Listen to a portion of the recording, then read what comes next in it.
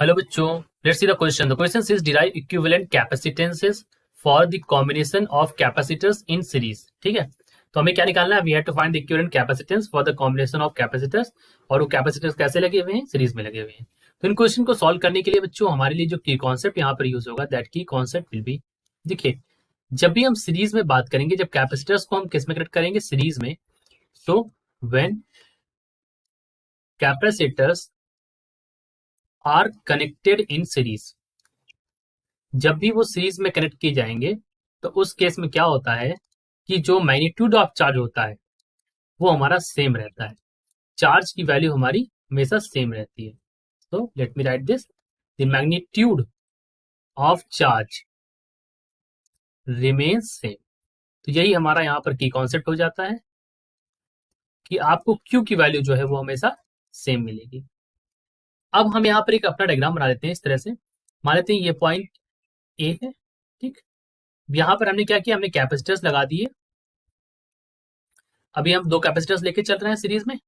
ठीक है, तो ये हमारा C1 है, ये हमारा C2 है.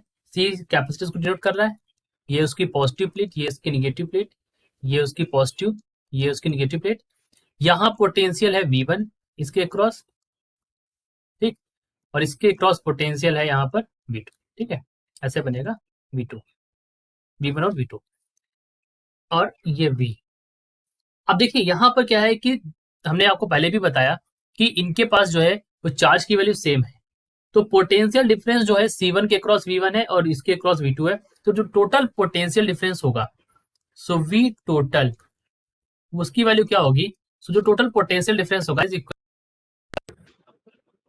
V1 plus V2. ठीक, तो यहां से आप लिख सकते हैं that V is equal to V1 और V2. और V इज इक्वल टू क्या होता है? V इज इक्वल टू होता है बच्चों Q by C.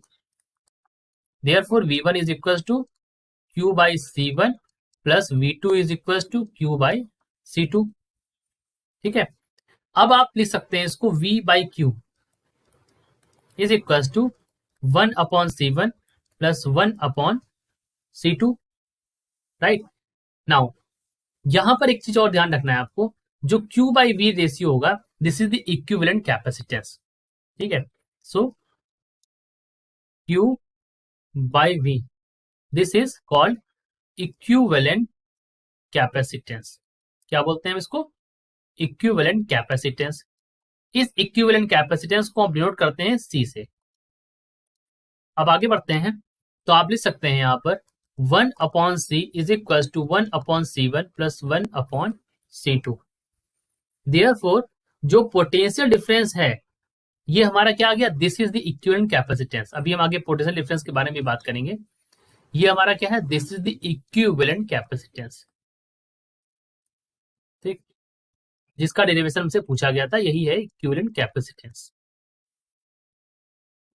C between A and B. A और B पॉइंट के बीच में इक्विवेलेंट कैपेसिटेंस की वैल्यू हो गई. अब अगर पोटेंशियल डिफरेंस हमें निकालना हो, V1 निकालना हो, तो V1 की वैल्यू क्या हो जाएगी? V1 is equal to C2 upon C1 plus C2. Similarly अगर हमें यहाँ पर V2 निकालना होगा, सो V2 इज इक्वल टू क्या होगा? The value of V2 will be C1 upon C1 plus C2.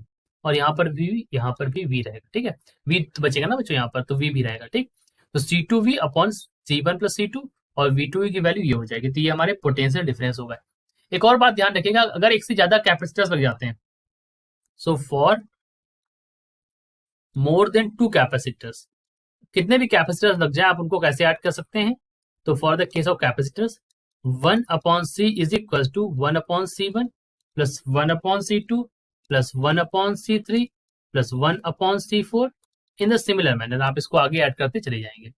ठीक है, तो यही हमारा यहाँ पर क्या हो गया? डेरिवेशन हो गया. ठीक है, so I hope you understood it well. Best of luck.